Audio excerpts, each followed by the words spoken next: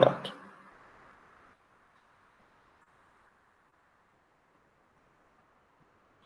Eu vou querer que vocês façam esse exercício aqui, ó.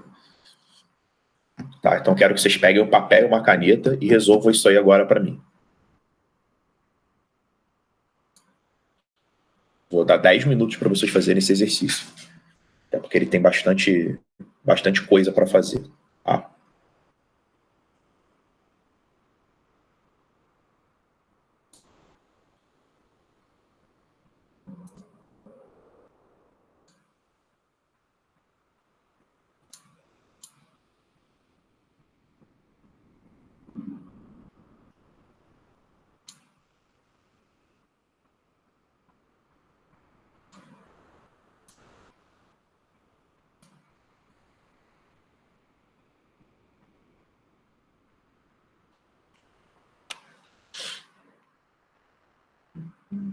Vocês estão conseguindo enxergar todos os números aí direitinho? Sim. Tá, então quero que vocês calculem o calor trocado em cada um desses ciclos. Vocês vão ter que achar a temperatura em A, em B e em C, tá? Usando ou PVT pivotol ou PV igual a nRT, e vão ter que aplicar a primeira lei da termodinâmica para cada um dos trechos, para o trecho AB, para o trecho DC e para o trecho CA. Então, vou dar um tempo a partir de agora, eu vou contar 10 minutos para vocês fazerem isso aí.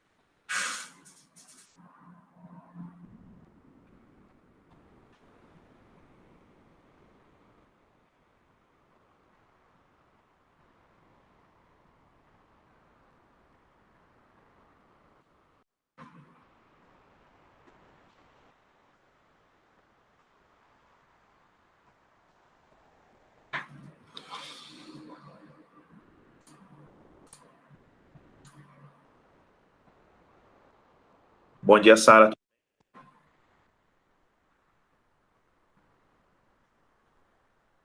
Sara? Oi. Ô, Sara, tá, eu dei 10 minutos pro pessoal fazer esse exercício aí pra gente começar a aula, tá bom? Que é um exercício de revisão para vocês lembrarem da aula passada. Ah, tá bom.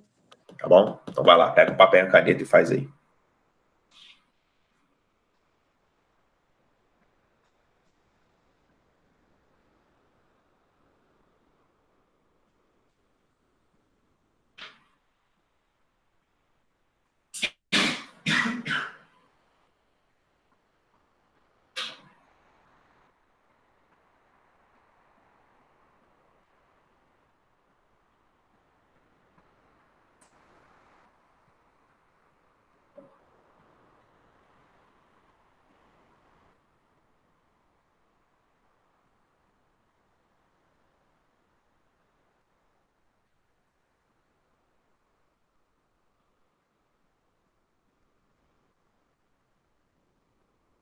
Tá bom?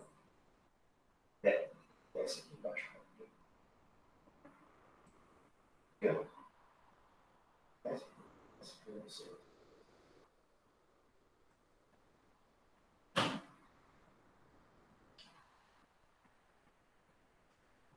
Leandro, é 10 a 5, 10 menos 3.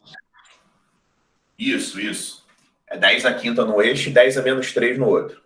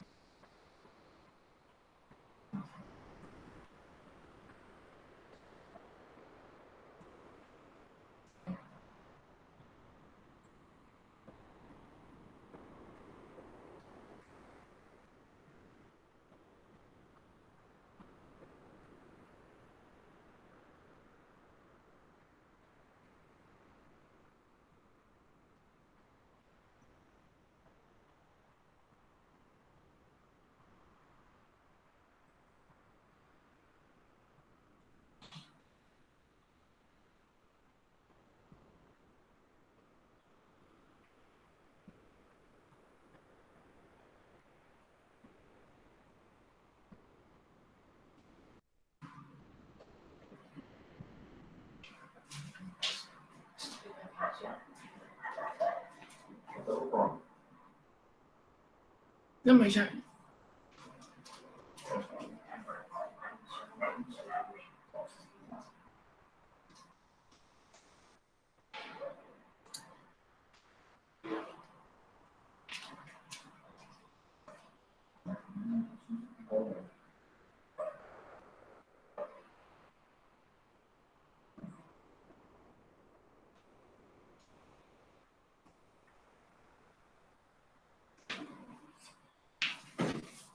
João,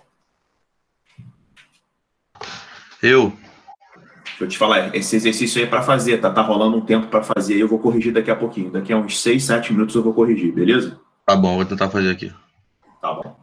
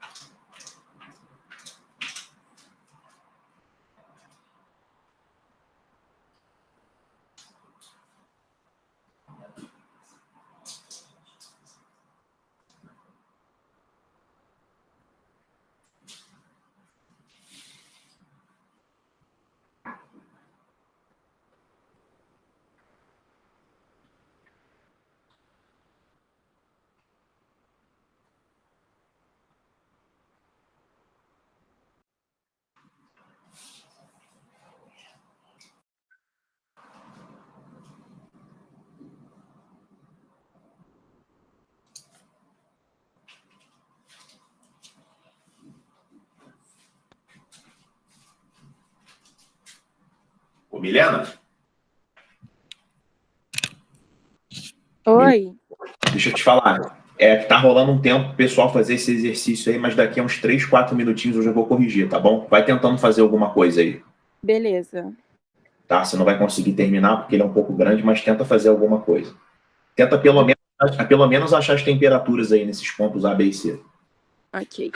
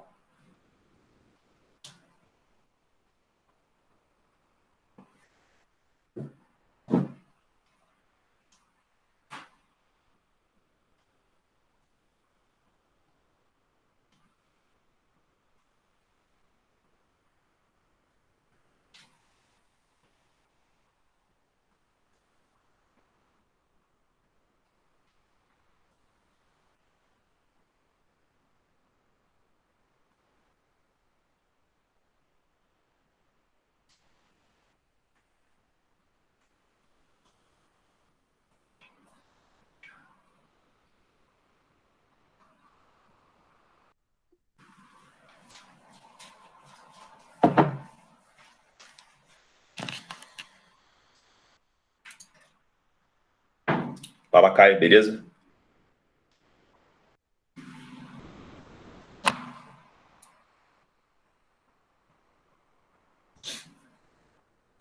Caio e Júlia, que chegaram agora, eu já vou corrigir o exercício, tá bom? Tinha colocado aí para a galera fazer, mas vou começar a corrigir. Bom. Tá.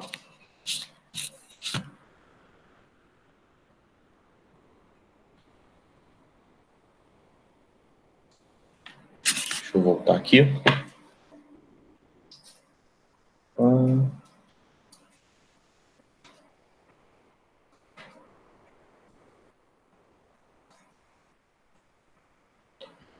Bom, vamos lá, pessoal. Vou fazer aqui. Isso aqui é só para a gente revisar o que a gente aprendeu na aula passada, tá?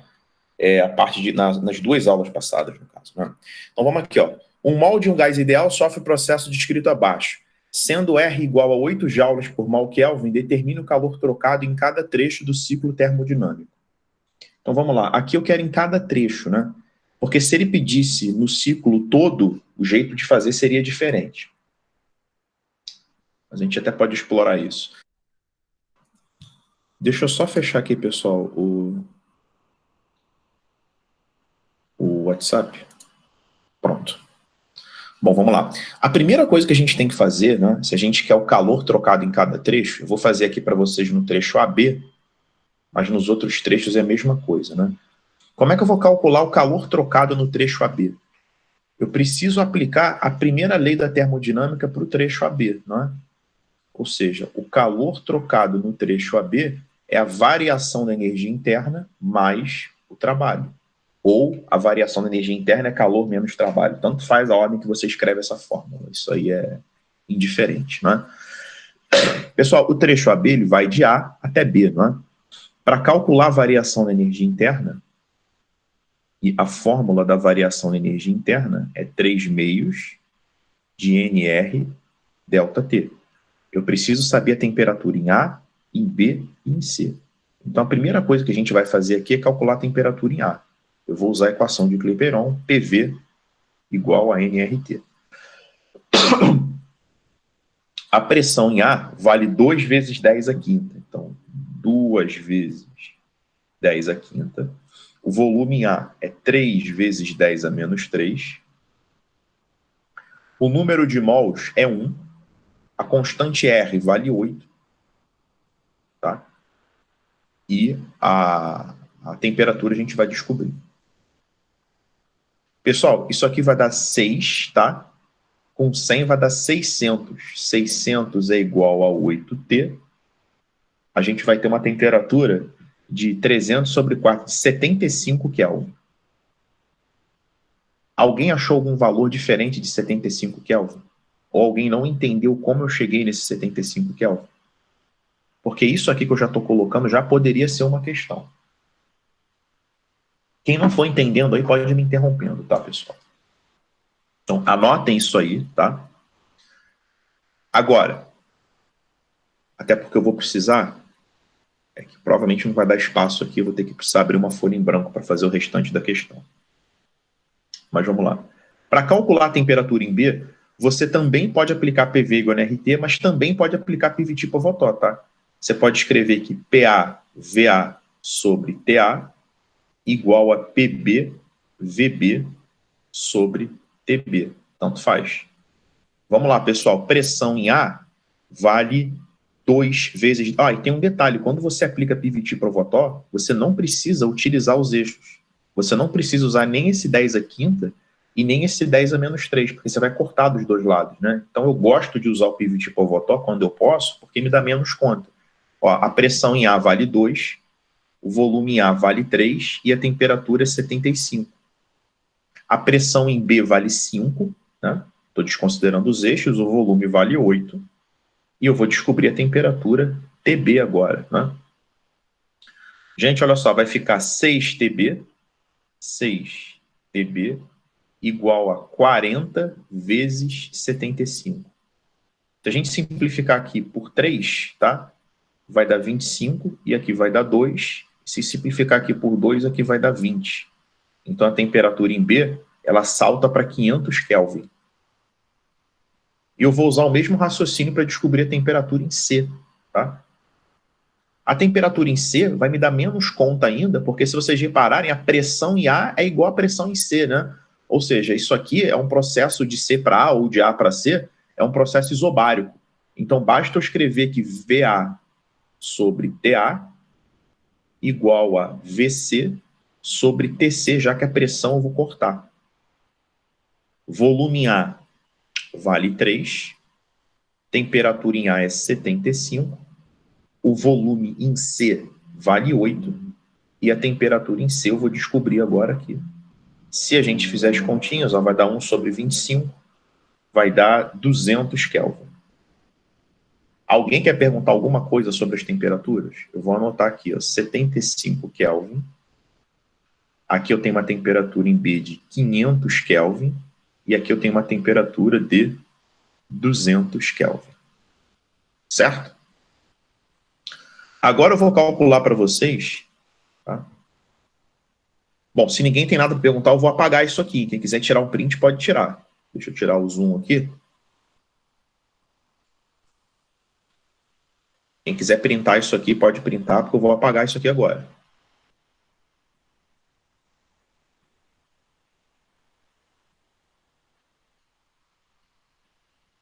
Deixa eu apagar isso aqui. Essa borracha é uma beleza, hein? Olha, que lixo isso. É porque não vai caber a solução aqui. Deixa eu apagar pelo menos essa... Né? Bom, eu acho que nesse ritmo de apagar isso aqui, né, talvez amanhã eu termine. Puta que pariu. Eu vou apagando aos poucos aqui, vou fazendo. Porque essa questão é bom que a gente vai conseguir treinar todas as fórmulas de termodinâmica. Apagar só esse pedaço aqui já tá bom. Então vamos lá. Pessoal, para calcular o calor no trecho AB, eu preciso da variação da energia interna no trecho AB mais o trabalho no trecho AB. Eu vou calcular para vocês aqui um de cada vez. Ó. Variação da energia interna no trecho AB vai ser 3 meios de NR. Diferença de temperatura, pessoal, entre A e B é a temperatura em B menos a temperatura em A, vai dar 425. Essa continha aqui, galera, eu vou meter a mão na calculadora aqui para a gente economizar tempo, tá? Vai ser 425 vezes 12, essa conta aqui. 425, 425 vezes 12, vai dar 5.100. Se vocês acharem valor diferente aí, me avisem, que eu confiro os cálculos. 5.100 joules. E o trabalho de A para B vai ser toda essa área que está aqui embaixo. Ó. O trabalho, né? Pessoal, acho que foi até a Milena que perguntou isso para mim na quarta-feira. É para fazer a área do quê? Quando vocês tiverem que fazer alguma área em algum pedaço da matéria de física, é sempre abaixo do gráfico e acima do eixo X, tá? Então, se você quiser o trabalho da transformação AB, é a área que está toda abaixo do AB, não é só dentro do ciclo, não. Aqui a gente vai ter um trapézio, tá? Essa área aqui vai ser base menor, que é 2, a base maior é 5, então a gente tem uma base média de 3,5, vezes lá o 10 à quinta, obviamente. E a gente vai ter uma altura de 5, tá? E tem um 10 a menos 3 aqui. Isso aqui vai dar 17,5 vezes 100, vai dar 1.750 joules. Então, esse é o trabalho de A para B. Então, o calor trocado de A para B é essa soma aqui, né? Vai dar 6.850 joules. Pessoal, por que isso aqui é um trabalho positivo? Porque está tendo uma expansão volumétrica, não é? A gente tem que lembrar que trabalho positivo é quando o gás realiza trabalho, é quando existe uma expansão do volume. E o calor, consequentemente, deu positivo, né? Porque você teve uma variação de energia interna positiva, porque a temperatura aumentou, e você teve um trabalho positivo, porque o gás realizou trabalho. Então você teve um calor positivo, que significa que de A para B, o sistema ele absorve calor do meio externo, né? Então de A para B a gente teve uma absorção de calor. Alguém não entendeu alguma coisa referente aí ao trecho AB? Enquanto eu apago essa desgraça aqui. Alguém achou algum valor diferente? Alguém fez de algum outro jeito e deu errado? Deixa eu só apagar isso aqui. Eu me confundi com a temperatura, que eu fiquei na dúvida se era igual ao ΔU ou não, nesse caso. Confundiu com a temperatura? O quê? Desculpa. A temperatura do ΔU, eu não sabia se... Tipo, tem uma diferença, né? Às vezes eles são... Não tem um negócio desse. Diferença em relação ao quê? Não tô sabendo explicar. Depois eu te mando no WhatsApp. Diferença entre ΔU e ΔT? Não, achei que nesse caso, eles... Quando o ciclo é completo, não tem o ΔU, né? Tipo assim... Sim, mas aí... Sim. Eu confundi esses dois casos. Isso, é que quando você completa o ciclo, o ΔU é 0. Só que aqui eu estou analisando só o trecho AB, tá bom? Entendi, eu tinha confundido isso aí. Tá, por isso que eu pedi em cada trecho. Agora a gente vai fazer no trecho BC, tá? Vamos lá. Calor trocado no trecho BC vai ser a variação de energia interna entre BC mais o trabalho no trecho BC. Pessoal, a variação da energia interna no trecho BC vai ser 3 meios de NR. A diferença de temperatura é temperatura em C menos a temperatura em B. É final menos inicial, né? Vocês estão vendo que a setinha de B para C? Então, o estágio final é o estágio C. Então, é a temperatura em C menos a temperatura em B. Aí vai dar menos 300, tá? Então, a gente vai ter aqui uma variação de energia interna negativa. Vai dar 4, 12, 36, menos 3.600 joules. Menos 3.000. Isso aqui é um 3.600, tá? Menos 3.600 joules. E o trabalho de B para C, esse eu agradeço, porque ele é 0. Por que o trabalho de B para C é 0? Porque não tem B para C, tá? É uma transformação isovolumétrica, não tem variação de volume. O trabalho ele precisa de variação de volume, né? Então aqui o trabalho é 0. Então, o calor de B para C é a soma dessa energia interna com esse trabalho, então vai ser menos 3.600 joules. Então, neste ciclo, né, se o gás aqui absorveu 6.850 joules, aqui ele cedeu 3.600 joules. Agora vamos fazer de C para A. Calor trocado de C para A vai ser a variação da energia interna de C para A mais o trabalho de C para A. Vamos calcular a variação da energia interna de C para A. 3 meios de NR vai ser a temperatura em A menos a temperatura em C, que vai dar menos 125. De novo aqui, a gente vai ter uma variação de energia interna negativa, né? Porque está tendo um resfriamento. Então, a gente vai ficar aqui com 12 vezes 125, que dá menos 1.500 joules de energia. O nosso trabalho, aqui eu posso usar a fórmula do trabalho, tá, pessoal? Pressão vezes a variação do volume, porque a pressão é constante. O trabalho ou é a área do gráfico PV, ou é pressão vezes variação do volume, quando a pressão é constante. Aqui no caso, de C para A, a pressão é constante, né? A pressão, ela vale 2 vezes, ou a área desse retângulo também pode fazer, tá? A pressão, ela vale 2 vezes 10 à quinta, e a variação do volume é volume final menos volume inicial, né? Então, você seria aqui uma contração, né, de menos 5 vezes 10 ao cubo. Menos 3, perdão. Isso aqui vai dar menos 10 vezes 10 ao quadrado, vezes 100. Você vai ter um total aqui de menos 1.000 joules. Então, o calor trocado de C para A é essa soma aqui que vai dar menos 2.500 joules. Então, vamos entender esse ciclo aqui? Vamos entender esse ciclo. Pessoal, o lance é o seguinte, ó. De A para C, de A para B, ele absorveu 6.850 joules de energia. De B para C, ele perdeu 3.600 joules. E de C para A, ele perdeu umas 1.000 joules, né? Então, aqui a gente teve mais 6.850 joules. Aqui a gente teve uma perda de 3.600. E aqui a gente teve uma perda de 2.500 joules, né? Bom, a gente tem que perceber, pessoal, o seguinte, que ainda assim, né, eu perdi menos do que eu absorvi, né? Você absorveu 6.850 e perdeu isso aqui, ó. Você perdeu 6.100, então ainda tem um saldo positivo, né? Ainda tem um saldo positivo, ou seja, o calor aqui no ciclo completo, ele é absorvido. Esse ciclo, ele está absorvendo o calor, tá? Então, vocês vão reparar que sempre que um ciclo está no sentido horário, o calor total dele é positivo. A gente provou isso calculando o calor em cada trecho, né? Agora, pessoal, olha que curioso.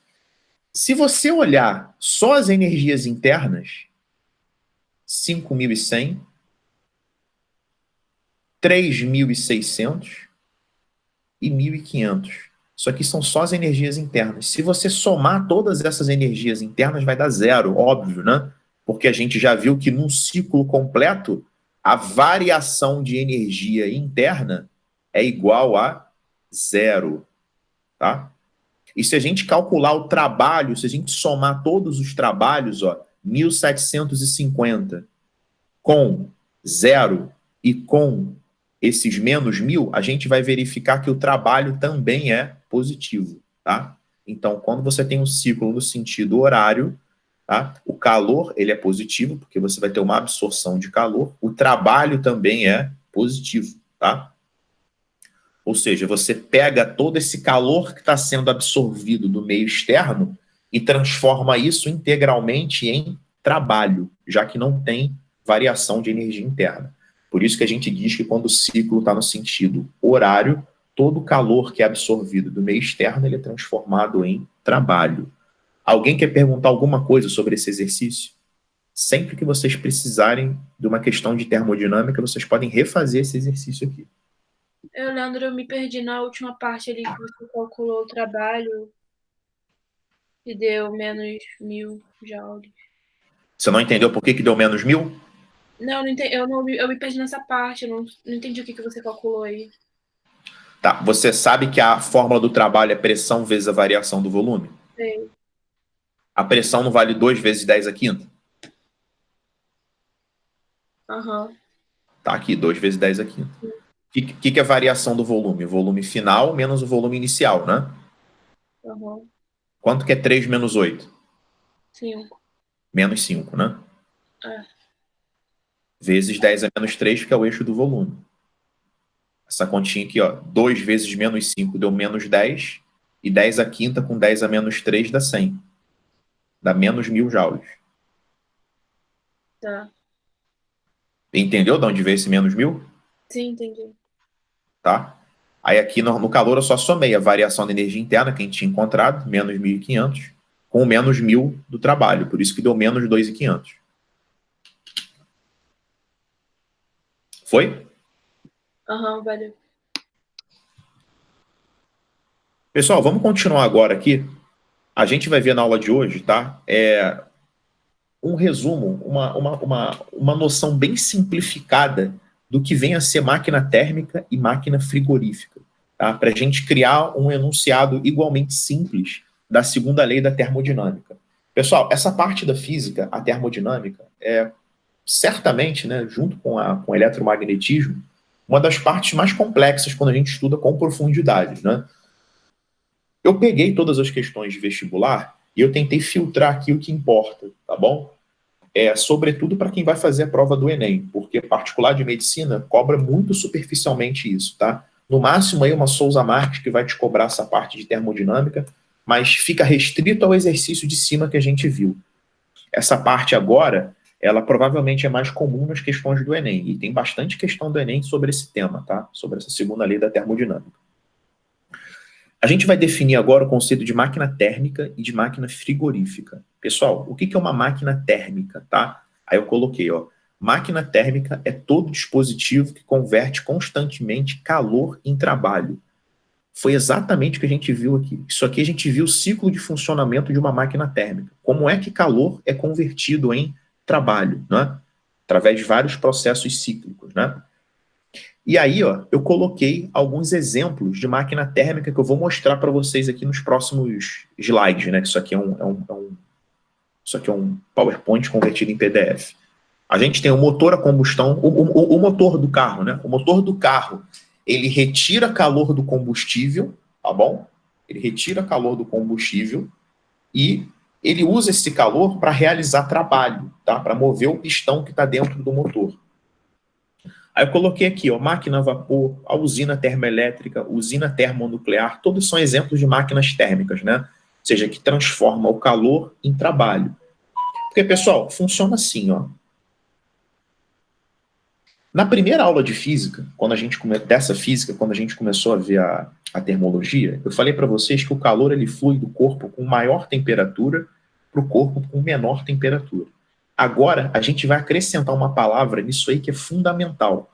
Quando você tem um corpo, tá, com uma temperatura T1, e você tem aqui um corpo com uma temperatura T2, se a temperatura de 1 for maior que a temperatura de 2, existe um processo espontâneo, tá, de energia do corpo 1 para o corpo 2, caso esses caras entrem em contato. Então, o calor, tá, é a passagem espontânea do corpo de maior temperatura para um corpo de menor temperatura. Então, esse processo, ele é espontâneo. O funcionamento da máquina térmica, ela se baseia nisso. Como o calor flui espontaneamente do corpo mais quente para o corpo mais frio, né? O que a máquina térmica tenta fazer? Nessa passagem de energia, ela tenta capturar um pouco dessa energia para realizar trabalho, sei lá, para movimentar alguma coisa, entendeu? Então, é isso que acontece. Né? Se você tem uma água fervendo, todo esse vapor ele vai para o ambiente que está mais frio, né? O que a máquina térmica tenta, né? Se você funciona baseada em vapor, ela tenta capturar um pouco desse vapor para movimentar alguma coisa. Por isso que vocês estão vendo aqui que a fonte quente, né? Ele fala calor quente, calor frio, apesar de ser meio bizarro isso, mas está certo, tá? Você tem um corpo de maior temperatura, que é a fonte quente. Existe um processo espontâneo, tá? Que é a passagem do corpo da região quente para a região fria, e nesse processo espontâneo, tá? Parte dessa energia é capturada para realizar trabalho. É importante que vocês saibam que esse processo de eficiência da máquina térmica ele é muito baixo, tá? O rendimento, a gente não vai entrar nas equações, tá? Porque não vi vestibular que vocês vão fazer cobrando isso ainda, tá? A não ser os vestibulares de fora do Rio de Janeiro, e pré-militar também, então, mas a gente não vai abordar isso. O lance é o seguinte, esse processo, essa eficiência, o rendimento disso é muito baixo, tá? Então, só uma pequena fração desse fluxo de energia aqui é aproveitada na forma de trabalho. Vou dar algum exemplo para vocês, tá? Primeiro, é o motor a combustão. Por que eu estou tomando cuidado em detalhar o motor da combustão? Porque o Enem cobrou uma questão com motor a combustão. O que o Enem cobrou, você precisava ter o conhecimento desse motor aqui, tá? Que a gente chama de motor de 4 tempos ou de 6 tempos, e aqui são todas as etapas. Aqui eu fiz a descrição de todas as etapas, tá bom? Então, vou mostrar para vocês como é que funciona, assim, grosseiramente, um motor. Porque vocês precisam ter esse conhecimento. Então, tá aqui, ó. Se você abrir o carro de vocês, quem tem carro, né, o pai tem carro, se abrir o capô do carro, você vai ver o motor, tá? E no motor, você pode perguntar pro teu pai onde é que tá a vela, tá? Localiza a vela, que é esse componente aqui. Embaixo dessa vela, tem esse pistão aqui e tem essa câmara, tá? A câmara de combustível, mas tem essa estrutura aqui, tá bom? Embaixo da vela. Normalmente são 4 velas no carro, se eu não me engano. A gente não precisa também ser PhD aqui em mecânica, né? O motor funciona da seguinte forma. Primeiro, é a entrada de ar e gasolina. Uma mistura de ar e gasolina entra, tá? Quando essa mistura de ar e gasolina entra, esse pistão ele vai para baixo. Por que esse pistão ele vai para baixo? Esse pistão é móvel, tá? É esse pistão que vai mexer essa pá, que vai girar o motor. Isso aqui está conectado ao motor. Isso aqui é esse girar aqui que faz o carro andar, que faz a roda do teu carro girar, né? Claro que tem muito mais componente aí no meio do caminho, mas a grosso modo é isso. Então aqui você tem uma entrada de uma mistura de ar e gasolina, tá? Na proporção certa, e aqui tem uma válvula, tá? Esse processo é automático. Essa válvula abre, aí entra ar e gasolina, e aí o teu pistão ele vem para baixo. Por que o teu pistão vem para baixo? Para poder entrar o combustível com ar, né? E aí, pessoal, esse processo é o processo OA. Se vocês olharem um gráfico pressão vezes volume, ele sai do ponto O e ele vai em direção ao A. Então, é esse processo aqui que vocês estão vendo, tá? Por que o volume está aumentando e a pressão está constante? Porque a partir do momento que você libera a entrada do ar, o ar está entrando com pressão atmosférica, né? E por que o volume está aumentando? Porque você está aumentando o espaço, né? Você está aumentando o espaço para esse ar e para esse combustível entrarem. Então, esse é o primeiro processo, que está descrito aqui, ó. Etapa de O para A. Pistão move-se para baixo, a mistura gasosa de ar e gasolina entra para o cilindro, a pressão atmosférica, e o volume aumenta de V2 para V1. Assim entrou energia para o sistema sob a forma de energia potencial química das moléculas de gasolina. Depois, a gente tem o processo de A para B. Então, depois vem daqui do A para o B. O que está acontecendo aqui de A para B? Se vocês repararem de A para B, está tendo uma diminuição do volume, né? Está tendo uma compressão, tá? Está tendo uma compressão, ou seja, o volume está diminuindo e a pressão está aumentando. Vamos ver o que acontece no processo AB? Aqui, ó, etapa de A para B. O pistão move-se para cima e comprime adiabaticamente, ou seja, sem que haja troca de calor, né? A mistura gasosa do volume V1 para o volume V2. Desse modo, a temperatura da mistura aumenta de TA para TB e há realização de trabalho sobre o gás. Então, nesse processo aqui de A para B, a temperatura ela aumenta, né? Você tem um aumento da temperatura. Quando você comprime, pessoal, nesse ponto aqui, tá? Quando você faz a compressão, tá? Aqui, ó, no processo de B para C, ó, você comprimiu já de A para B. De B para C, você comprime mais ainda. olha o que acontece de B para C. A mistura gasosa está muito comprimida e encontra-se a uma temperatura superior à inicial, ocorrendo então uma pequena descarga elétrica, que a vela vai fazer isso, que provoca a combustão da mistura gasosa, a explosão, por isso que o motor faz barulho, né? Ou seja, a mistura ar e gasolina entrou, o teu pistão comprimiu, depois deu aquela compressão final, que foi o processo de B para C, por isso que a pressão subiu subitamente de B para C, e lá em cima, quando ele estava em C, a vela deu a centelha elétrica. Aí, se você pegar combustível com ar, o combustível com comburente, né, vai ter a explosão. Então, de B para C aqui, ó, a mistura gasosa está muito comprimida, encontra-se a uma temperatura superior à inicial, ocorrendo então uma pequena descarga elétrica, que provoca a combustão da mistura gasosa. Durante o curto espaço de tempo que dura essa etapa, a pressão e a temperatura no interior do cilindro aumentam rapidamente, com a temperatura a aumentar de TB para TC. No entanto, o volume permanece praticamente constante devido ao intervalo de tempo ser muito curto. Logo, não existe trabalho realizado pelo sistema ou sobre o sistema, tá? Então, esse é um aumento de pressão súbito de B para C, tá? O volume praticamente não varia, tem uma variação muito desprezível do volume. Então, é uma pancada. E nesse C, é uma centelha elétrica. Então, aqui, ó, é liberado uma centelha elétrica. Pô, Leandro, mas você está dando aula aqui de mecânica, a gente vai ser mecânico agora? Acreditem que o Enem cobrou isso. Acreditem ou não, né? O Enem cobrou isso aqui. O Enem perguntou onde que a centelha elétrica do motor a combustão é ativada, né? Eu não sei qual o objetivo do Enem em se aprofundar tanto nisso, né? Mas pelo menos essa é uma física prática, né? Isso é uma situação muito mais prática para você ter conhecimento sobre o motor de um carro do que alguns problemas extremamente teóricos de física, né? Então, aqui nesse momento, é a centelha elétrica, é isso aqui que vocês estão vendo. Isso aqui ocorre em C. Aqui você tem a centelha. Aí ocorre a explosão. Pessoal, quando ocorre a explosão do combustível, o pistão ele vai para baixo, né? E quando o pistão vai para baixo, adivinha o que acontece? Ele gira a pá do motor. Então, é assim que o motor gira, né?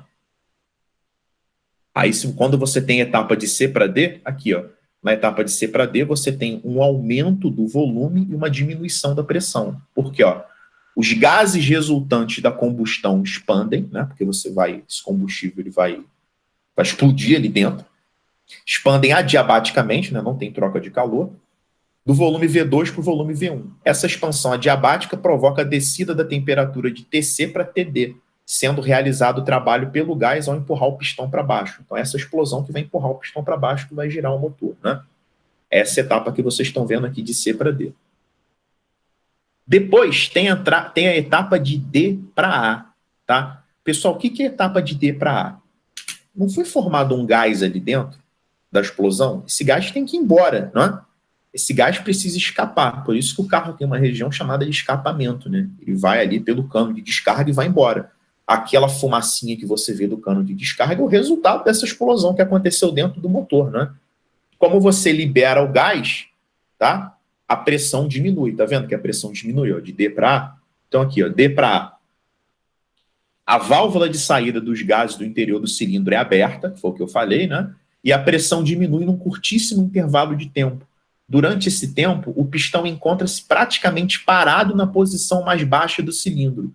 Logo, o volume é constante e, por isso, não há realização de trabalho. Ou seja, quando tem a explosão e o cilindro desce, essa válvulazinha aqui, que vocês estão vendo aqui, ela é aberta, tá? Essa válvula aqui, ela é aberta. Essa válvula de escape. Essa é a válvula de admissão e essa é a válvula de escape. A válvula de escape é aberta com o cilindro lá embaixo. O gás escapa, aí você tem uma diminuição da pressão, não é? E depois, gente, o ciclo é reiniciado. Por quê? Depois, ele volta de A para O. Ó, o que é a etapa de A para O? O pistão move-se para cima enquanto a válvula permanece aberta, permitindo assim a saída dos gases resultantes da combustão. Ou seja, a válvula foi aberta, o pistão vem para cima para terminar de expulsar todos os gases. E aí o ciclo é reiniciado. Entra combustível, o pistão desce, por isso que é um ciclo termodinâmico, não é? Então a etapa de A para O que vocês estão vendo é essa aqui, ó. Por isso que de A para O tem uma setinha indo e uma setinha voltando, não é? Então, de A para O, você tem o pistão subindo, né? Ou seja, o volume está sendo diminuído. E se isso aqui está aberto, né? A pressão é sempre a mesma, é a pressão atmosférica. Então, essa etapa de A para O, ela ocorre com a válvula de escape aberta, né? Porque aí a pressão ela é mantida. Bom, se vocês pegarem a apostila de vocês, ó, peguem a apostila de vocês, por favor, aí. Eu não vou nem colocar a questão aqui. Vou mostrar a página aqui para vocês verem onde é que caiu isso, tá? Quero que vocês coloquem na página 214, página 214, exercício 10. Eu vou ver se para quem não está com a apostila aqui, se eu consigo pegar ela aqui rapidinho. Apostila de março. Vou só abrir o PDF aqui da apostila. Está lá na página 214. Pronto. 216, 214. Aqui, ó. Olha essa questão do Enem, ó. Questãozinha do Enem. O motor de combustão interna utilizado no transporte de pessoas e cargas é uma máquina térmica cujo ciclo consiste em 4 etapas: admissão, compressão, explosão, expansão, né, e escape. Essas etapas estão representadas no diagrama de pressão em função do volume. Nos motores a gasolina, a mistura ar-combustível entra em combustão por uma centelha elétrica. Olha o desenho desse gráfico da questão do Enem e olha o ciclo termodinâmico do processo aqui descrito no motor. Vê se não é exatamente o mesmo gráfico, ó. De O para A, de A para B, de B para C, de C para D, de D para A e depois volta de A para O. Olha a questão do Enem. É rigorosamente esse desenho, tá? Aí ele pergunta em qual ponto é produzida a centelha elétrica. Meu amigo, se tu não tiver assistido essa aula e visto com detalhe o processo de funcionamento do motor, você nunca vai imaginar, tá, que a centelha elétrica... Gente, perdão, eu fiz uma... Deixa eu apagar isso aqui. Ainda bem que eu botei essa questão aqui. É óbvio que a centelha elétrica ela é produzida aqui, ó, nesse ponto, tá? Porque depois que tem a explosão, que a pressão aumenta. Aqui é produzida a centelha elétrica, é nesse ponto aqui, ó, tá? Nesse ponto que você tem a explosão, tá? Então a centelha elétrica é nesse ponto aqui, tá? É nesse pontinho. E aí, ó, vou voltar para cá. Ele pergunta onde é produzida a centelha elétrica. A centelha elétrica é produzida aqui, ó. Vou colocar aqui um lápis. Nesse ponto aqui é produzida a centelha elétrica, tá? Aqui nesse ponto D já é depois da explosão, tá? Depois da explosão você vai ter uma redução da pressão. Mas é aqui que é produzido, tá? Aqui que é produzido a centelha elétrica e aqui que é aberto o escapamento, tá bom? Então deixa eu... Aí pergunta, para o motor descrito, em que ponto do ciclo é produzida a centelha elétrica? É aqui no ponto C, tá? Porque todo esse processo termodinâmico... Leandro, Oi? o escapamento é aberto no B e o processo reinicia no E, e o processo reinicia no B ou reinicia no C? O processo reinicia no A, tá? No O A? começo do ciclo. Olha aqui, deixa eu botar aqui de volta. Milena que falou, né? Foi. Foi? Aqui, ó. A centelha elétrica ela é produzida aqui de B para C, tá vendo? Aham. Só que, na verdade, ela é, a centelha é no ponto B. Tá? Porque se você olhar aqui, ó, botar aqui etapa de B para C. Ó. Ó, etapa de B para C.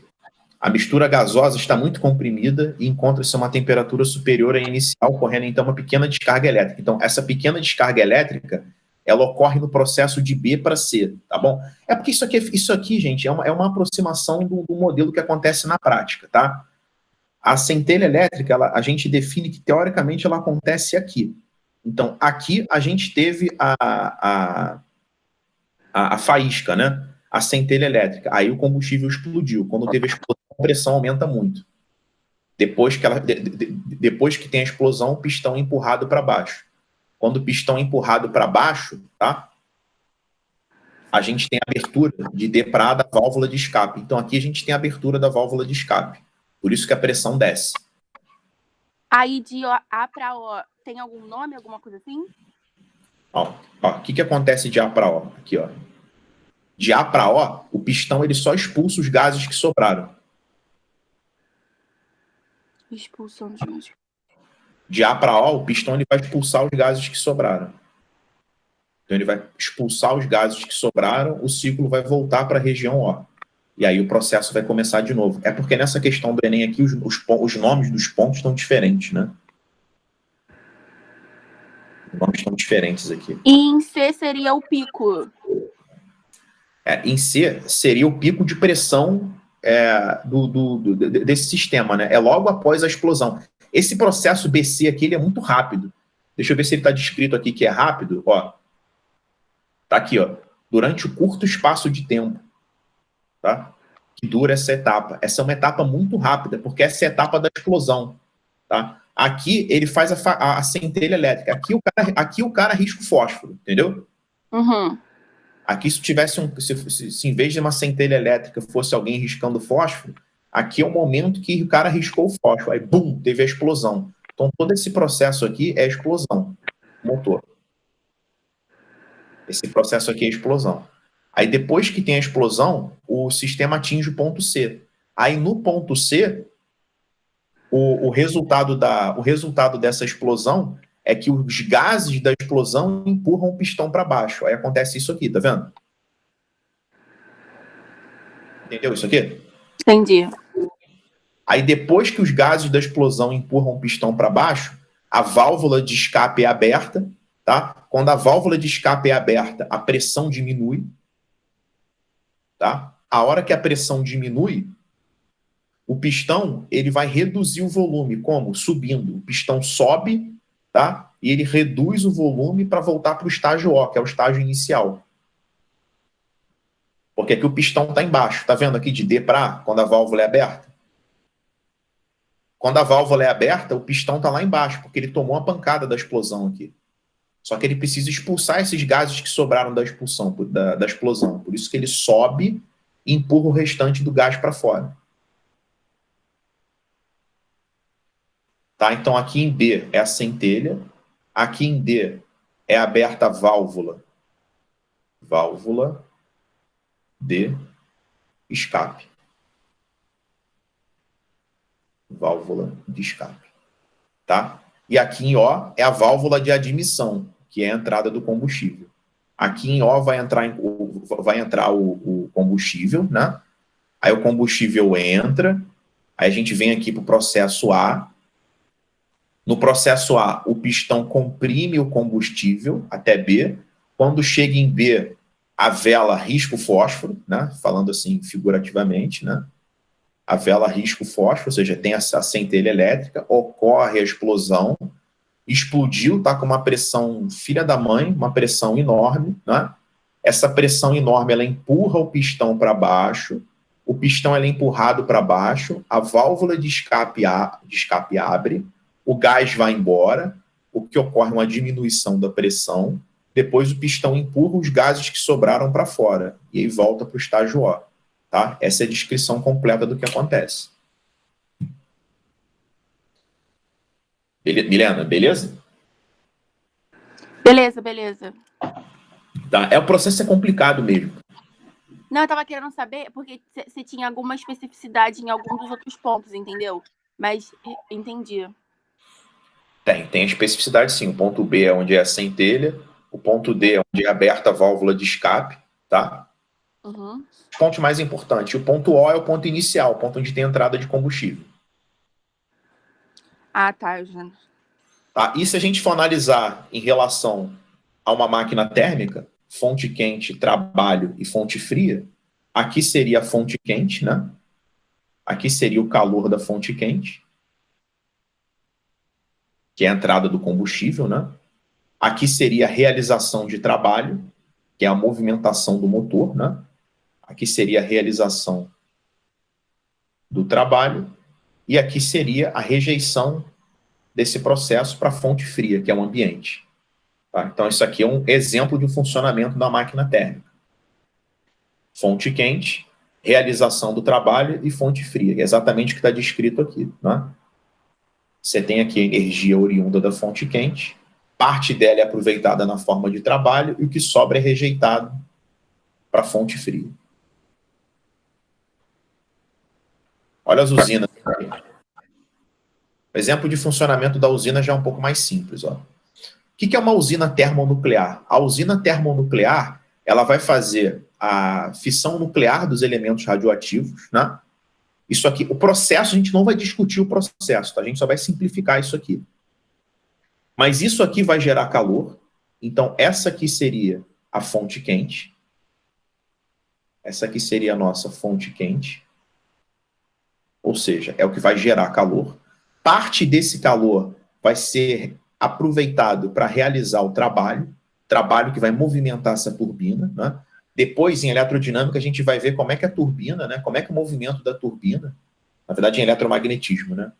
Pode ser aproveitado para virar energia elétrica. Mas, enfim, a fonte quente ela vai realizar trabalho e o excedente disso, tá? O excedente disso vai ser rejeitado para a fonte fria. Para a fonte fria. Na usina termoelétrica é a mesma coisa. Você aquece a água, né? Então aqui você tem a fonte quente. Fonte quente. Aí você tem parte dessa energia que está sendo aqui absorvida pela água, vai movimentar a turbina para realizar trabalho e parte vai ser rejeitada no ambiente ou no condensador, né? Que é a fonte fria. O condensador ele vai pegar esse vapor, né? Ele vai pegar esse vapor, vai resfriar esse vapor e vai transformar em água de novo para alimentar o sistema.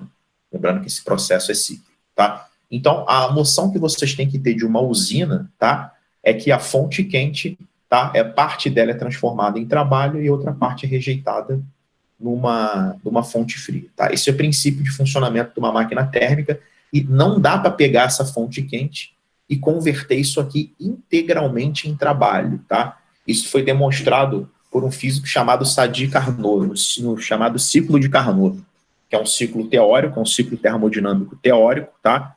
Que ele provou que para você ter um rendimento de 100%, você precisaria ter uma fonte fria com temperatura de 0 Kelvin. Como essa temperatura de 0 Kelvin é impossível, não dá para converter integralmente calor em trabalho. Onde é que esse conceito de que não dá para converter integralmente calor em trabalho, ele foi cobrado no Enem? Então, aqui. Ó. Máquinas térmicas, segunda lei da termodinâmica. A segunda lei da termodinâmica pode ser enunciada de diferentes maneiras.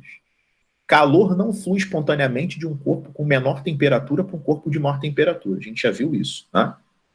E se a gente for usar esse conceito em máquina térmica, é impossível uma máquina térmica operando em ciclo converter integralmente calor em trabalho, que foi exatamente o que eu falei. Não dá para você pegar todo o calor que é absorvido pela máquina térmica e transformar isso em trabalho. Ele vai ter que rejeitar uma parte para a fonte fria. No caso, ele vai ter que rejeitar uma parte para o ambiente. Vocês querem um exemplo clássico disso?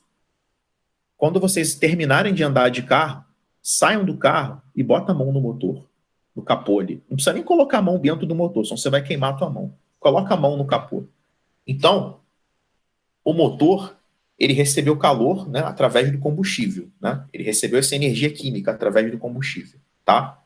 Parte dessa energia foi aproveitada para realizar trabalho, né, para movimentar aquele pistão, e uma parte foi rejeitada para o ambiente. Rejeitado ali pelos gases, né, que são resultado dessa combustão, e na forma de calor também. O próprio motor ele aquece. Né? Então, o fato de você colocar a mão em cima do capô ali e ver que está quente é a prova que não dá para pegar toda essa energia e transformar em trabalho.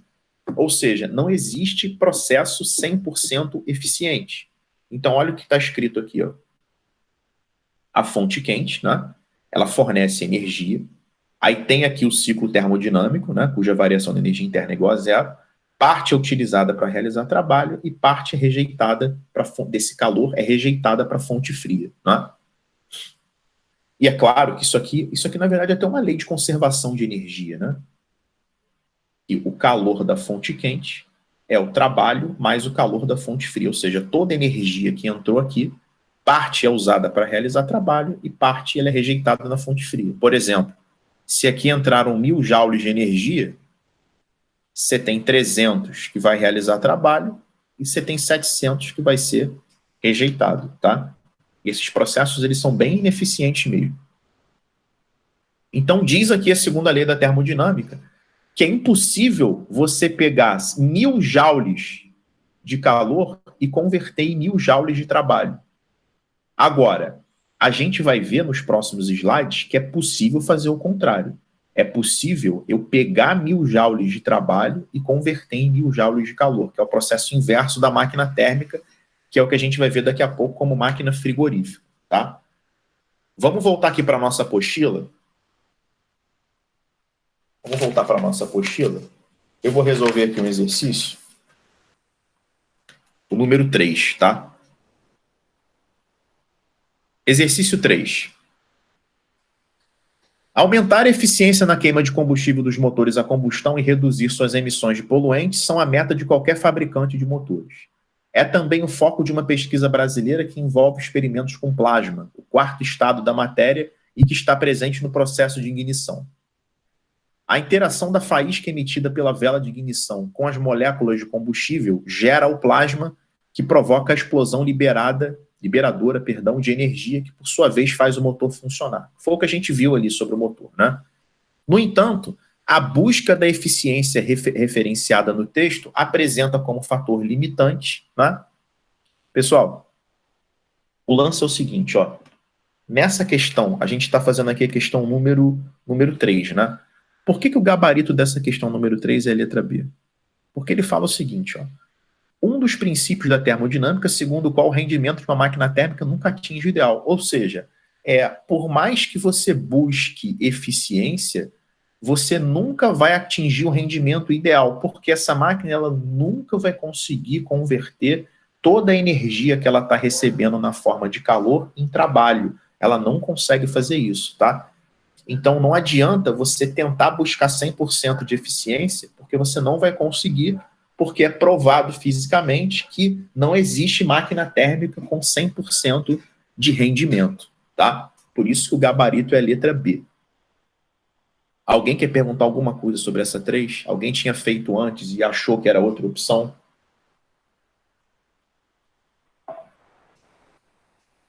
Deixa eu ver se tem outra questão sobre isso aqui. Ó, a questão 4.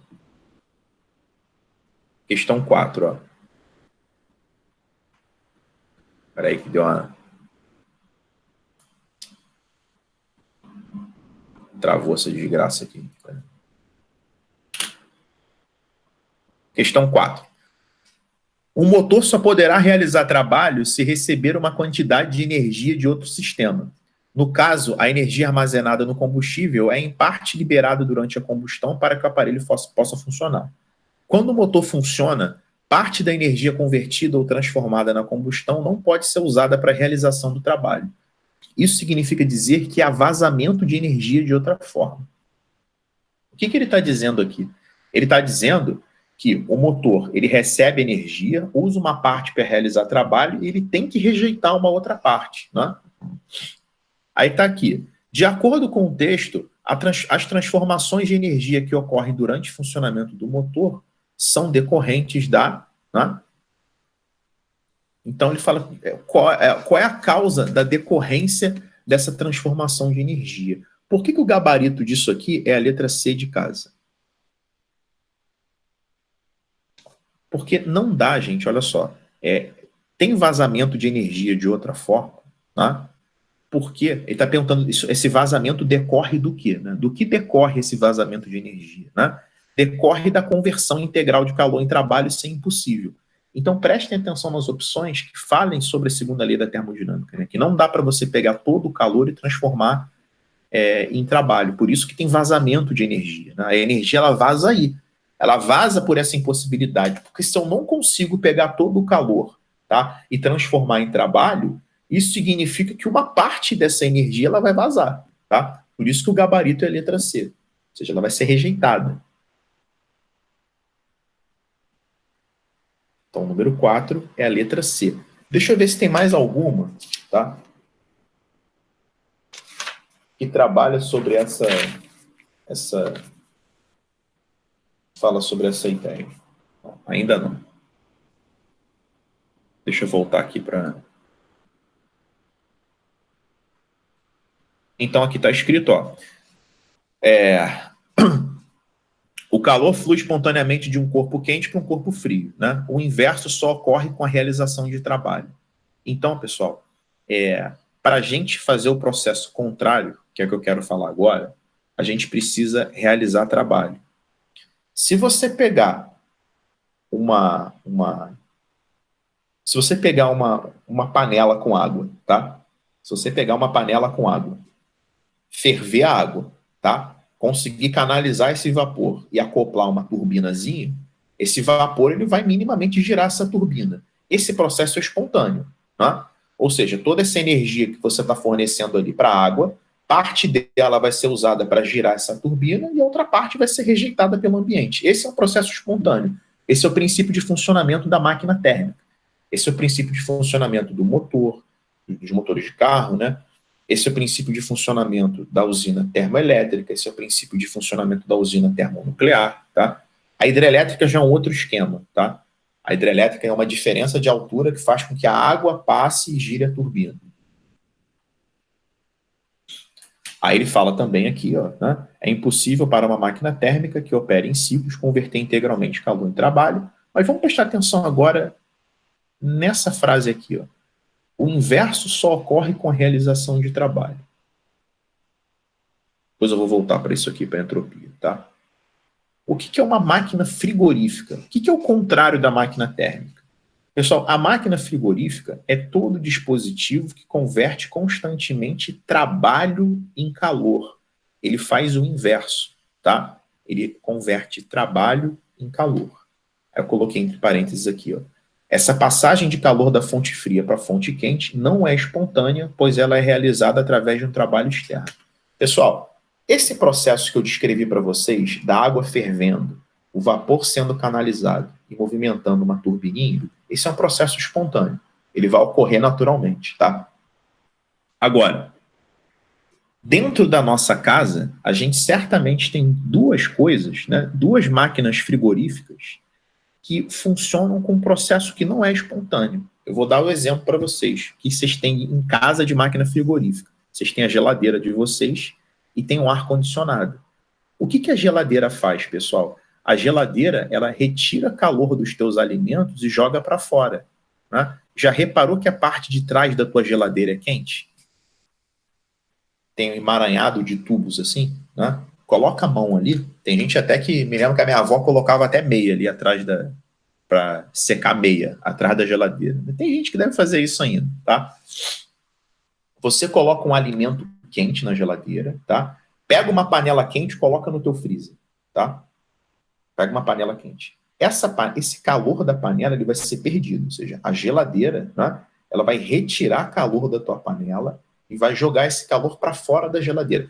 Como esse processo é feito, se vocês tiverem curiosidade, tem vários vídeos na internet explicando como é que funciona um ar-condicionado e uma geladeira. Tá? Mas em ambos, tanto no ar-condicionado quanto na geladeira, vocês vão verificar duas coisas. Né? Primeiro, que ele vai retirar calor do ambiente e vai jogar para fora. Por isso que a parte de trás da geladeira ela é quente e a parte de trás do ar-condicionado, o ar-condicionado de tubo, a parte de trás dele é quente. Tá? Pode colocar a mão que é quente. E quem tem split, se for lá onde tem aquele aparelhinho, né, que é o condensador, né, o que fica dentro da tua casa é o evaporador, o que fica fora é o condensador. O condensador também é quente. Tá? Ali é uma região bem quente. Tem até um ventiladorzinho para dissipar esse calor para fora. Mas o processo da máquina frigorífica é esse. Retirar calor e expulsar isso, tá? tirar calor do ambiente e jogar esse calor para fora. Esse processo, ele não é um processo espontâneo, você precisa gastar energia para fazer isso. Né? Então, você precisa ter um equipamento que faça isso para você. Né? Então, você tem a tua fonte fria, aqui, ó, deixa eu...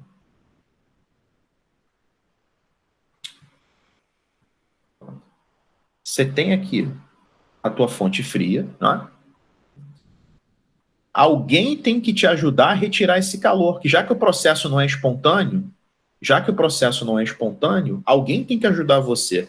No caso da geladeira, quem faz isso é o compressor, não é? Só que essa ajuda, ela custa dinheiro. Você tem que ligar a tua geladeira na rede elétrica, não é? Então, a energia que vem do sistema elétrico, né, te ajuda a retirar esse calor, tá bom? Por isso, e geralmente isso é um processo caro, né? Por isso que ar-condicionado, a gente fala que puxa bastante energia. Geladeira também, não é? Claro, existem aparelhos com diferentes eficiências. Quanto mais eficiente for o aparelho, melhor ele vai realizar esse processo. Mas eu quero que vocês entendam que esse é um funcionamento básico de uma máquina frigorífica. Ela tira calor e joga para fora. Como isso não é um processo espontâneo, ela precisa de uma ajuda de fora, tá? Essa ajuda de fora é alguém que vai realizar esse trabalho para você, tá? E para você conseguir realizar isso, tem que plugar lá na tomada. Se você tirar a tua geladeira da tomada, ela não vai fazer mais isso, né? Porque ela não vai ter essa ajuda de fora que te permite fazer esse processo que não é espontâneo. Por isso que aqui em cima, resolveu travar. Que legal. Peraí, gente. Deixa eu ver se eu consigo... Deixa eu botar o PowerPoint para vocês, porque o PDF está travando. Leandro. Oi. Tanto na máquina frigorífica quanto na outra, é transformação de energia cinética para térmica? Ou não. O tipo de energia, você tem várias situações. Tá? Por exemplo, na máquina térmica, você está transformando a energia química do combustível em energia cinética. Depende da máquina. Tá? Isso não tem que ser teu objeto de preocupação, não, porque vai depender da máquina. É porque como tem trabalho, eu sempre penso nisso. Tá? Você tem que ter... O tipo de energia que está sendo transformado, não precisa se preocupar, não. Cada máquina vai transformar um tipo de energia, tá? Por exemplo, se você tiver uma batedeira, ela está transformando energia elétrica em energia cinética, né? Se você tiver um ventilador, ele está transformando a energia elétrica em energia térmica, porque ele vai aquecer em energia eólica, tá? Porque vai energia cinética, eólica, aqui, energia cinética, porque está girando a pá, enfim. Tem vários. Transforma energia sonora também. O tipo de transformação de energia aí varia muito, tá? Normalmente nesses processos você tem vários tipos de energia atuando. Sonora, porque você escuta barulho. Térmica, porque você tem troca de... Você tem perda de calor, ou você tem absorção de calor. Luminosa, porque pode emitir alguma faísca, fagulha, alguma coisa. Então isso é muito variado, tá? Beleza. E aí eu coloquei aqui um exemplo, tá? De máquina frigorífica, que é a geladeira, né? Aí tá aqui, ó. Uma geladeira doméstica, por exemplo, é uma máquina frigorífica na qual a fonte fria é o congelador, a fonte quente é o meio ambiente e o trabalho é realizado pelo compressor. Porque olha como é que é o funcionamento aqui, ó. Você tem a fonte fria, né? Você tem a fonte fria. Olha o que ele fala da geladeira, ó. A fonte fria é o congelador, tá? A fonte quente é o meio ambiente e o trabalho é o compressor. Então você tem o congelador da sua geladeira, você tem o compressor, que é aquele motorzinho da geladeira, que é o que faz barulho. Já escutaram o barulho da geladeira? Então, é esse compressor trabalhando, tá? E você tem a fonte quente, que é o meio ambiente. Ou seja, esse calor que é retirado, ele é jogado para o meio ambiente, num processo que não é espontâneo. Se a gente for colocar isso num ciclo termodinâmico, tá? Esse ciclo, ele vai ter o sentido contrário da máquina térmica, tá? Ao passo que a máquina térmica, ela tem o ciclo girando no sentido horário, tá? Ou seja, ela está tendo a conversão de calor em trabalho. Ela está pegando o calor e transformando em trabalho. A máquina frigorífica, ela faz o contrário. Ela transforma trabalho em calor, tá? Ou seja, ela pega este trabalho aqui e ela transforma em calor. Ela trabalha para retirar o calor. Então, ela transforma trabalho em calor. Termodinamicamente, a gente vai ver que isso é um ciclo no sentido anti-horário, tá? Eu não vou me aprofundar nessa análise aqui, porque senão eu ia gastar o mesmo tempo que a análise do motor. Então, é só vocês saberem isso, tá? Numa máquina térmica, o calor ele é convertido em trabalho. O ciclo vai girar no sentido do relógio, no sentido horário. Numa máquina frigorífica, o trabalho é convertido em calor, né? Porque você precisa trabalhar para expulsar esse calor. Então, o trabalho ele é convertido em calor, tá? E se você analisar isso termodinamicamente, é um ciclo no sentido anti-horário, tá? O funcionamento desses equipamentos, tanto do ar-condicionado quanto da geladeira, ele não é simples, obviamente, né, como todas as máquinas, mas se vocês colocarem, eu posso até depois recomendar alguns vídeos para vocês entenderem como é, vídeos simples assim, do pessoal técnico que é da área de refrigeração explicando como é que funciona uma geladeira, como é que funciona um ar-condicionado, mas vocês vão ver que tem muita termodinâmica envolvida ali, né? Trabalha com compressão gasosa, com expansão gasosa, né? Por exemplo, só para citar uma situação, quando você está com... Vou explicar um processo simples que trabalha com expansão e compressão gasosa. Vou pegar o desodorante aqui, tá? O desodorante, você tem um gás que está comprimido ali no desodorante, tá? Quando você aperta o botão do desodorante, aquele gás ele escapa, aquele gás ele sai. Quando aquele gás sai, o volume dele não aumenta, né? Se o volume dele aumenta, ele realiza trabalho. E quando ele realiza trabalho, se você colocar nas equações termodinâmicas, ocorre um resfriamento, tá? Então, esse aumento abrupto, tá, do volume do gás, pela saída dele, ocasiona um resfriamento do gás. Por isso que normalmente fica refrescantezinho o desodorante, né? O spray ele é um pouco refrescante, porque tem esse efeito. Quando o gás ele se expande, né? Quando o gás ele se expande, a temperatura dele tende a diminuir, né? Pode diminuir. Você pode expandir o gás sem mexer na temperatura, mas normalmente, quando o gás expande, a temperatura dele diminui. E quando você comprime o gás, a temperatura dele aumenta, tá? Para você colocar o gás ali dentro do desodorante, por exemplo, fazer o processo contrário, né? Então, o ciclo da geladeira e do ar-condicionado, ele provoca esse resfriamento, mais ou menos, existe essa etapa, tá? Dentro do ciclo do resfriamento da geladeira e do ar-condicionado. Você tem ali gás que expande e gás que comprime, tá bom? Por isso que, ora, você tem parte fria e parte quente dentro da geladeira. O compressor da geladeira, ele fica brincando com essas pressões do gás, tá? Ele ora comprime o gás, ora expande o gás. E isso fica transitando ao longo da sua geladeira. Vocês não precisam se aprofundar nesse tipo de processo, tá? Mas é só saber que a geladeira é uma máquina frigorífica, que ela precisa de trabalho para retirar o calor, tá? Ou seja, é o trabalho sendo transformado em calor. Isso no ciclo termodinâmico é visualizado com as setinhas no sentido anti-horário, tá? Deixa eu ver se tem alguma... Ah, tem uma questão 9, que eu só vou mostrar uma coisa, um outro slide para vocês aqui, que é o seguinte, tá? Antes da gente fazer a questão 9. Eu não sei se o Alcides ele vai chegar a falar isso com vocês em química, até porque é um assunto extremamente específico. Depois eu vou até perguntar para ele. Chamado de entropia, tá? Entropia é o grau de desordem de um sistema, tá? Quanto mais desordenado o sistema, maior a entropia. Não confundam com entalpia, tá? Entalpia é aquele ΔH da química, né? Reação endotérmica, exotérmica, não é isso. A gente está falando de entropia. Entropia é o grau de desordem, né? A segunda lei da termodinâmica, ela tem um enunciado paralelo. Ela diz o seguinte, né? O processo espontâneo, o processo natural, é aquele que tem um aumento, tá?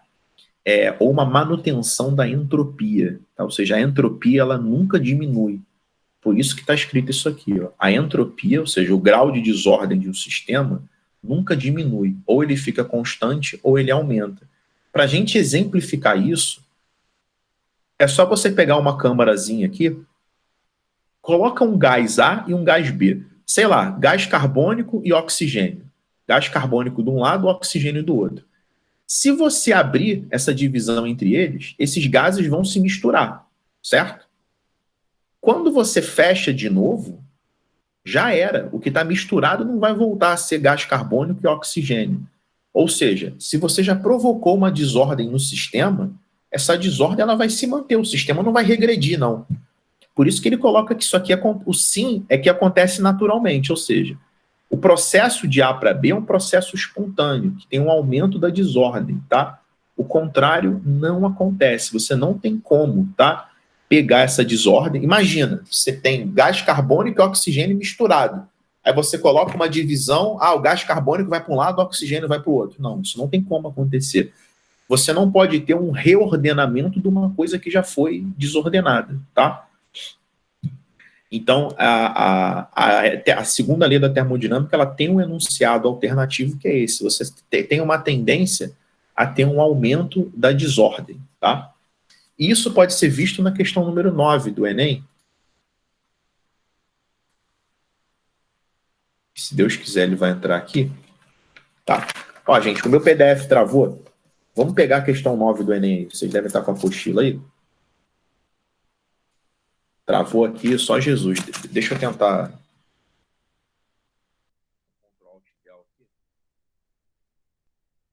Não.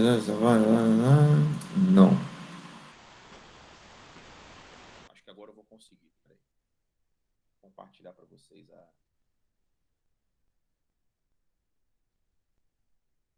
compartilhar com vocês a questão.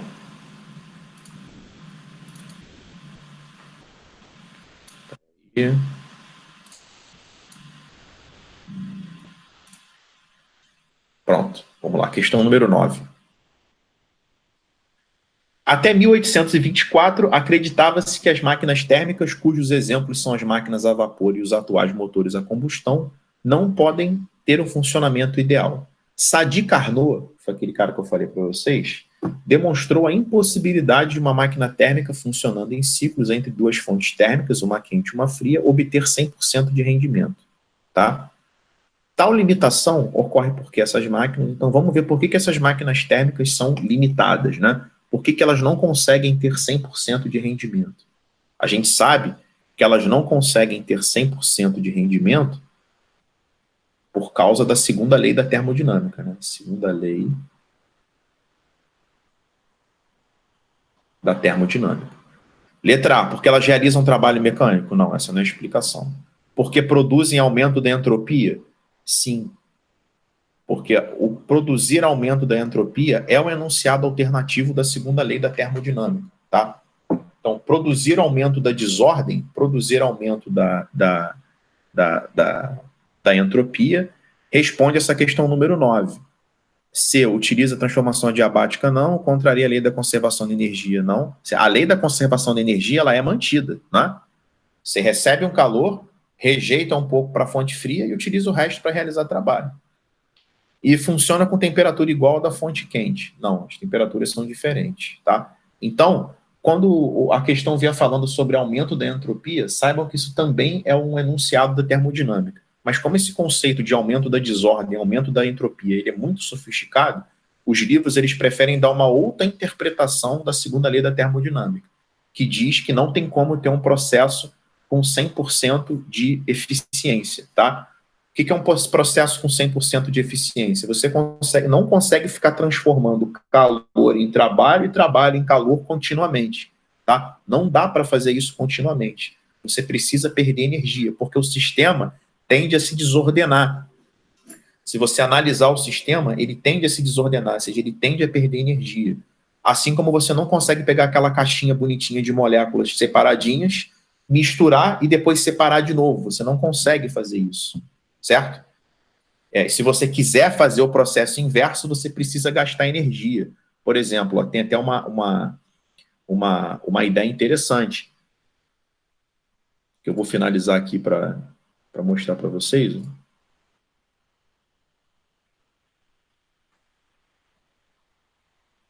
Vai ver aqui, ó, deixa eu abrir aqui. Ó. Por exemplo, esse processo ele é espontâneo. O processo aqui ele não é espontâneo. Agora, dá para fazer esse processo aqui de B para A? Dá para fazer, só que você tem que gastar energia. Isso aqui não vai acontecer espontaneamente, ou seja, a desordem ela é espontânea, o ordenamento não, tá? Ou seja, a máquina térmica, ela não consegue ficar convertendo calor e trabalho em calor. Assim como esse desenhozinho aqui, ele não consegue desordenar as moléculas e depois ordenar de volta. Para você fazer esse processo de B para A, você precisa fornecer energia ao sistema. Eu até consigo separar gás carbônico e oxigênio. Agora, eu vou usar vários processos aqui. Esses processos eles vão gastar energia, né? Eu posso liquefazer uma dessas moléculas e separar, né? Aí separa a outra, depois a outra entra em ebulição. Ou seja, eu preciso gastar energia nesse processo, tá? Então, por isso que o gabarito da questão 9 é a letra B de bola, né? Porque a segunda lei da termodinâmica ela trabalha com esse aumento da entropia. Deixa eu ver se tem alguma outra questão.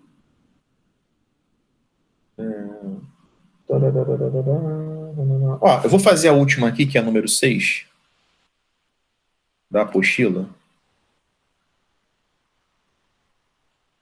São as questões mais complicadas do Enem, tá, pessoal? Porque são as teóricas.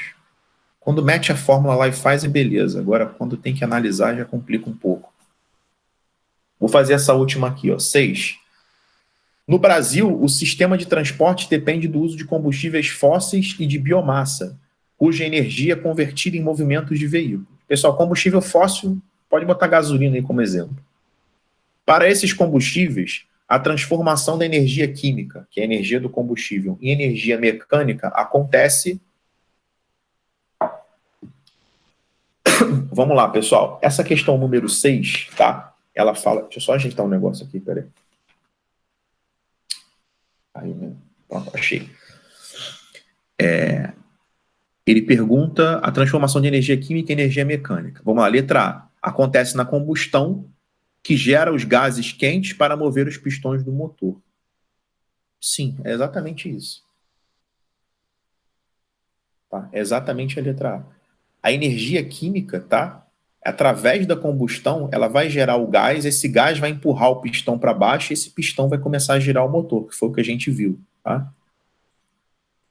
Porque ele pergunta, ó, onde tem a transformação de energia química em energia mecânica? Ou seja, onde ocorre esse processo de transformação? Quando ele fala na letra B, ó, nos eixos que transferem o torque às rodas, aqui não tem transformação de energia. É mecânica em mecânica, tá? Na ignição, quando a energia elétrica é convertida em trabalho. Não, ele está falando de energia química, que é a energia do combustível em movimento, né? Ou seja, o combustível ele provoca o movimento quando ele explode e o gás empurra o pistão para baixo. Aí a energia que estava armazenada no combustível foi utilizada para fazer o pistão se movimentar. Tá bom? O resto não. Então o gabarito é a letra A. Deixa eu ver se tem mais alguma outra do Enem que dá para... Vamos fazer só a 7 para fechar? Vamos lá, 7, ó. O diagrama mostra a utilização das diferentes fontes de energia no cenário mundial. Embora aproximadamente 1/3 de toda a energia primária seja orientada à produção de eletricidade, apenas 10% do total são obtidos em forma de energia elétrica útil. A pouca eficiência no processo de produção de eletricidade deve-se, sobretudo, ao fato de as usinas... Né? Gabarito dessa questão 7 é a letra D. Tá? As usinas nucleares e termoelétricas, elas são máquinas térmicas, né? Ou seja, elas utilizam um processo de transformação em calor em trabalho, no qual as perdas de calor são sempre bastante elevadas. Lembra que eu falei para vocês que a máquina térmica ela tem uma perda de calor muito grande, que o processo não é muito eficiente? Isso que justifica essa baixa eficiência aqui, ó, tá? Apenas 10% do total são obtidos na forma de energia elétrica útil. Já repararam que quando o governo liga as termoelétricas, a conta de energia sobe, a bandeira muda? É porque essa é uma usina cara. Já ouviram falar que a usina termoelétrica ela é cara?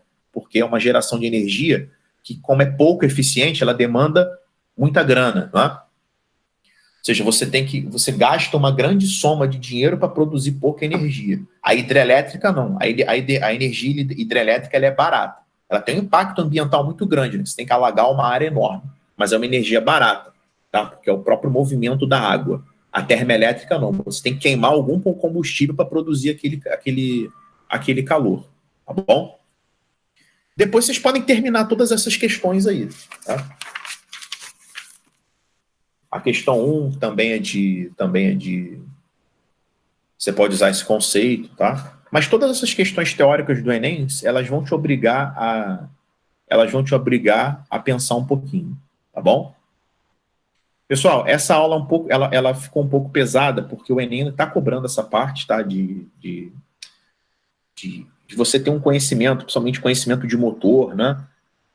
De máquina térmica, de máquina frigorífica, mas eu quero que vocês saibam só isso. Resumindo, máquina térmica, ela vai pegar o calor e converter em trabalho, tá? Ou seja, ela vai pegar ela vai receber energia de fora, parte dessa energia ela vai usar para movimentar alguma coisa, por exemplo, e parte ela vai rejeitar. Isso no ciclo termodinâmico no sentido do relógio, no sentido horário. Ciclo no sentido horário é o calor sendo convertido em trabalho. E a máquina frigorífica é o oposto, né? Ela é um retirador de calor. Ela vai retirar calor do ambiente, né? E retirando o calor do ambiente, ela tem que ter uma ajuda externa, porque esse é um processo que não é espontâneo. Então, o trabalho vai ser transformado em calor. O trabalho desse agente externo, tá? Ele vai ser usado para expulsar esse calor. Então, o trabalho vai ser transformado em calor. Isso num ciclo termodinâmico é uma setinha no sentido anti-horário, no sentido contrário ao sentido do relógio, tá bom? Como trabalho de casa, eu quero que vocês façam os exercícios que eu coloquei na plataforma, tanto na parte de matemática quanto na parte de física. Eu criei uma aba chamada lista extra, tá? Tá com gabarito. Eu quero que vocês façam esses exercícios, porque semana que vem vocês vão receber a apostila nova e aí a gente vai começar com matéria nova em tudo, tá bom? Física 1 eu vou começar dinâmica com vocês, que são as leis de Newton. Física 2 eu vou começar a parte de espelho, tá? Espelho plano e espelho esférico. Matemática eu vou começar com função exponencial e a outra matemática eu vou começar com geometria plana. Beleza, pessoal? Então, vejo vocês aí na semana que vem. Domingo de noite a gente vai divulgar o horário da próxima semana. Tá bom? Então, beijo para todos aí. Tchau, tchau. Qualquer coisa, estou à disposição aí no WhatsApp.